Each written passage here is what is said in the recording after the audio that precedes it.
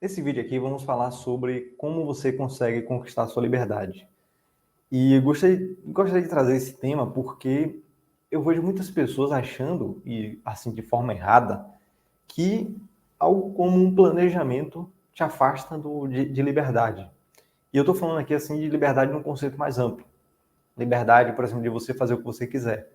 Porque a partir do momento que você planeja, meio que você determina quais são as ações que você tem que fazer ou outras que você não tem que fazer. E aí algumas pessoas pensam que isso está reduzindo a capacidade dela de ser livre. Ela prefere fazer qualquer coisa que aparecer para ela ali, ela, se der vontade ela faz, se não der vontade não faz, e isso seria a liberdade, né, para essa pessoa. Mas esse é um grande equívoco, um grande erro. Principalmente se a gente estiver falando de liberdade financeira, que é um dos objetivos que a gente pode alcançar através dos investimentos. Quando a gente investe, a gente está buscando justamente uma liberdade financeira, que é ter um patrimônio que gere renda suficiente para você tomar suas decisões sem depender de um terceiro. Por exemplo, hoje você não é livre porque você depende de trabalhar para gerar receita e pagar suas despesas. Se você tem um patrimônio que gera essa renda para você, você toma a decisão se você quer continuar esse trabalho ou se quer migrar para outro.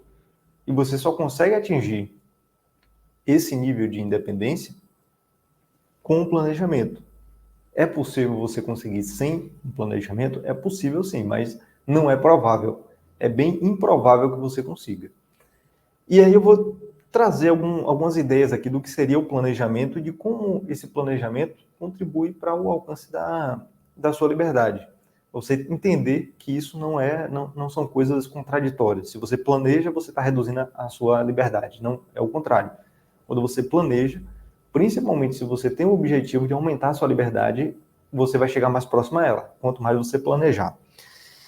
E aí, quando a gente vai traçar um planejamento, a primeira parte é entender qual o ponto você está. E aí a gente pode entender aqui que a gente está no ponto A. E você precisa entender muito bem o que significa esse ponto A, ou seja, qual a sua situação atual. Se a gente estiver falando de um planejamento financeiro, como é que está a sua situação financeira atual?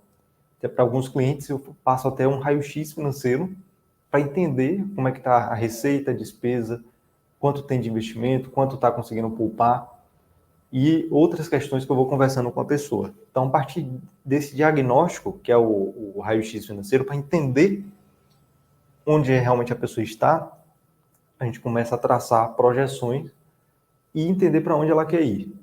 Ou seja, traçar um objetivo. É como se fosse esse processo de diagnóstico, é a mesma forma que o médico faz. Quando você chega no médico, ele não vai chegar assim que você entrar no consultório e receitar algum medicamento. Não é assim que ele faz. O médico primeiro vai tentar entender o que é que você está sentindo, quais são, se você sentiu dor, o que é que você fez, como aquilo aconteceu. E só depois dele entender a situação é que ele vai indicar alguma coisa para aquela necessidade que você tem. Então, quando a gente fala de planejamento, é bem parecido. A gente precisa entender qual o ponto que você está atualmente. E, depois disso, identificar qual o ponto que você quer chegar. Que seria o ponto B. A gente coloca aqui.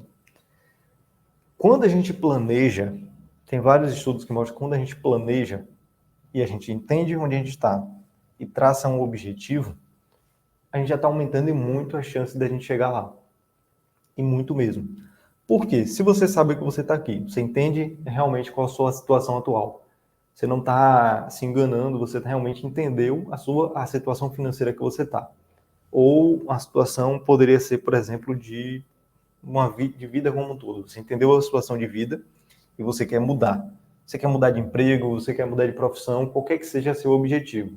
Se você não entender onde você está, onde você quer chegar e se você tem condições de chegar até lá, você precisa entender essas coisas.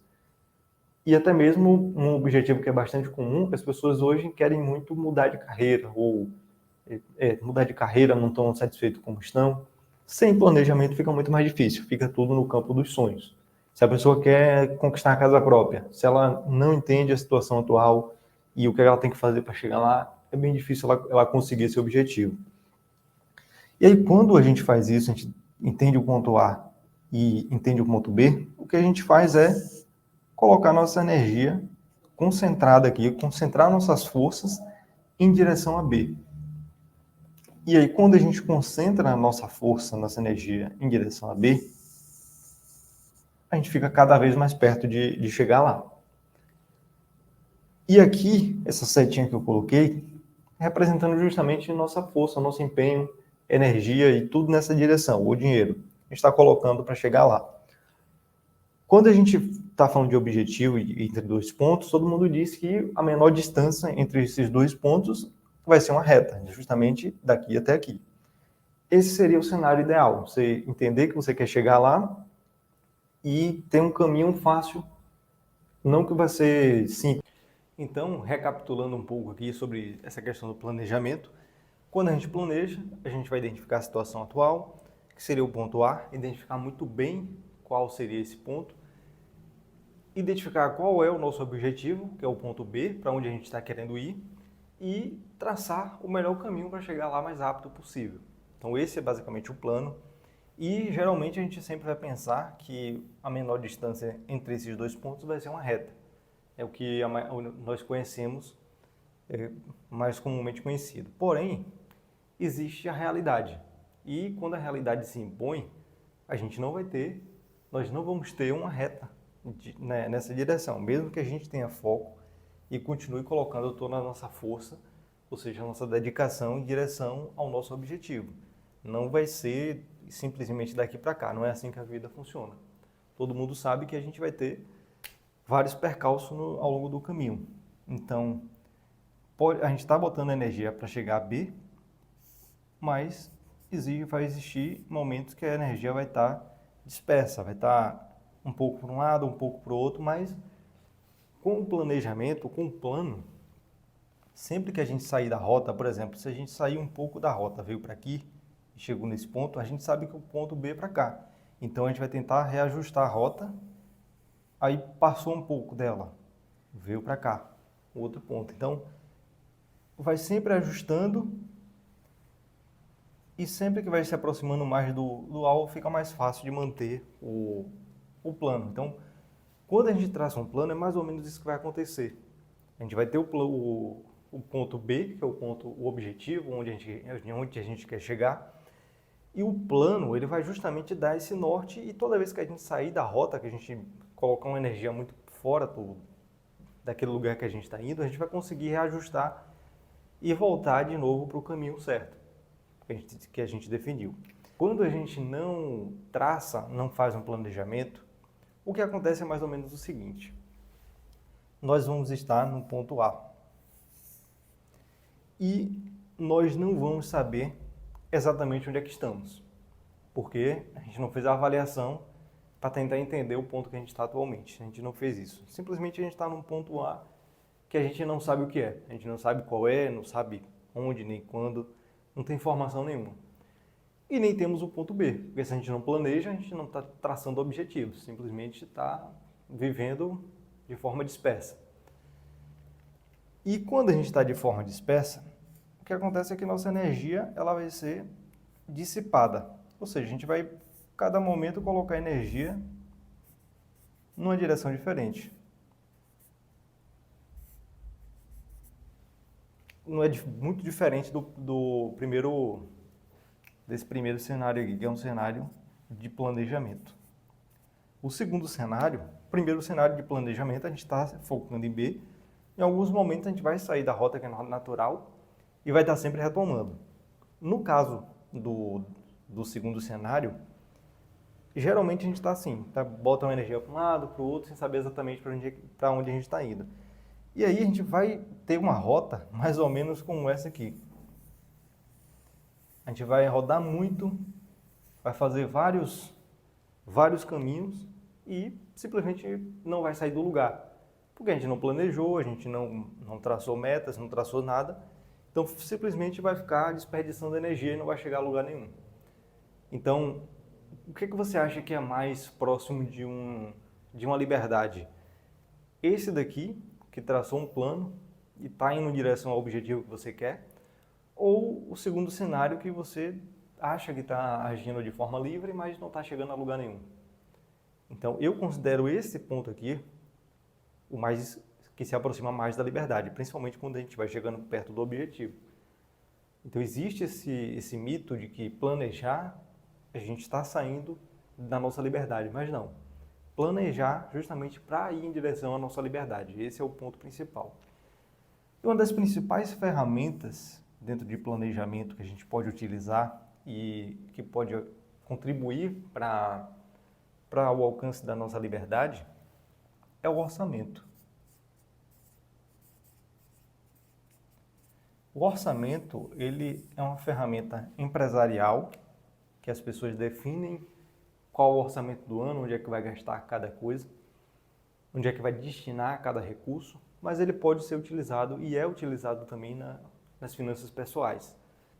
Então, quando a gente vai buscar um objetivo, principalmente financeiro, o ideal é a gente traçar um orçamento.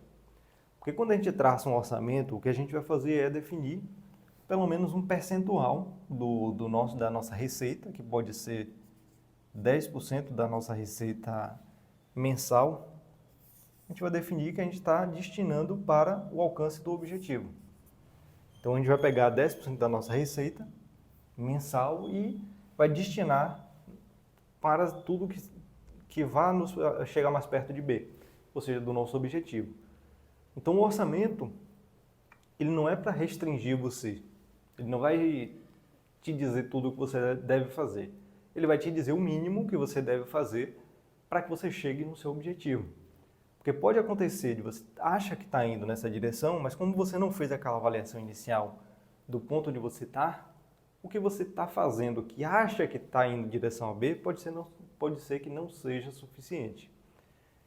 Então, o orçamento doméstico vai te ajudar a definir isso, uma parte do seu orçamento para te ajudar a chegar no seu objetivo e vai te ajudar também a manter controle das suas finanças. Então, você não vai mais ficar gastando de forma inconsciente. Você vai conseguir pegar todas as informações que você teve de gasto, saber exatamente onde você gastou o seu dinheiro e talvez fazer alguma reorganização e conseguir talvez até um pouco mais de recurso para o seu objetivo. E quanto mais tempo você fizer isso aqui, mais você vai se aprimorando e conseguindo fazer com mais facilidade. Diferente do segundo cenário, que a pessoa não faz nada. Então, esses aqui são os pontos principais do planejamento e talvez a principal ferramenta que a gente pode utilizar vai ser o orçamento doméstico. Essa vai ser uma ferramenta para entender o ponto atual e vai ser uma ferramenta para ajudar a chegar no ponto B. Então, esse aqui é um excelente quadro para explicar, pelo menos eu entendo que isso aqui não me aproxima mais da liberdade do que um cenário que eu não estou nem consciente do que é que está acontecendo. E agora, para exemplificar essa questão toda aqui, botar mais numa história concreta do que eu quero dizer sobre esses dois pontos, eu vou contar a história sobre um americano, um morador dos Estados Unidos chamado Ronald Reed, o nome dele. Se você quiser pesquisar essa história, tem alguns livros que contam ela, saiu nos jornais na época que ele faleceu, porque foi uma surpresa para todo mundo. Eu vou te contar o porquê foi surpresa para as pessoas. O Ronald, ele foi veterano de guerra, ou seja, ele lutou na guerra com os Estados Unidos, no exército americano, na Segunda Guerra Mundial. E quando ele retornou da guerra, ele ainda era jovem, ele começou a trabalhar como frentista de um posto. Ou seja, ele trabalhava abastecendo o carro e trabalhava também como mecânico. Ele passou pelo menos 25 anos da vida dele nessa função. Depois desse período, acho que ele chegou a se aposentar e depois voltou a trabalhar como zelador. Então, como frentista, ele passou 25 anos. E depois passou mais uns 17 anos como zelador. Então, a vida inteira, ele teve esses dois cargos, além do trabalho no Exército. Ou seja, dele ter sido convocado e ter lutado com os Estados Unidos na guerra. E qual foi a grande surpresa que Ronald despertou quando ele morreu?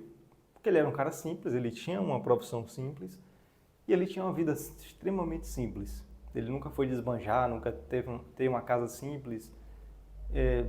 Tem até uma história que conta que ele estava num restaurante e as pessoas até confundiam ele com mendigo, de tanto que ele não se importava com a forma como ele estava vestido, não se importava em roupa cara, nem nada.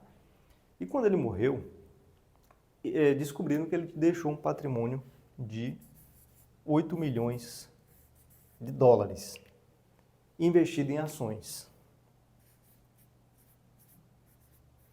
Esse foi um patrimônio. E por que assustou todo mundo e despertou interesse? Porque é uma pessoa que levou a vida inteira trabalhando como frentista, como mecânico e como zelador, conseguiu acumular um patrimônio de 8 milhões de reais. Até a matéria do jornal saiu dessa forma, saiu dizendo o zelador milionário. Ele fazia justamente esse orçamento, ele tinha um orçamento para investir todos os meses e comprava ações, era o que ele fazia. E tinha uma vida simples. Então, eu sei que existe, as pessoas querem histórias mirabolantes de pessoas que enriqueceram do nada, aquelas histórias que todo mundo gosta de, que depende muito mais da sorte do que qualquer outra coisa. Essas histórias são muito improváveis. Esse tipo de história aqui mostra que é mais palpável você ter realmente uma organização financeira.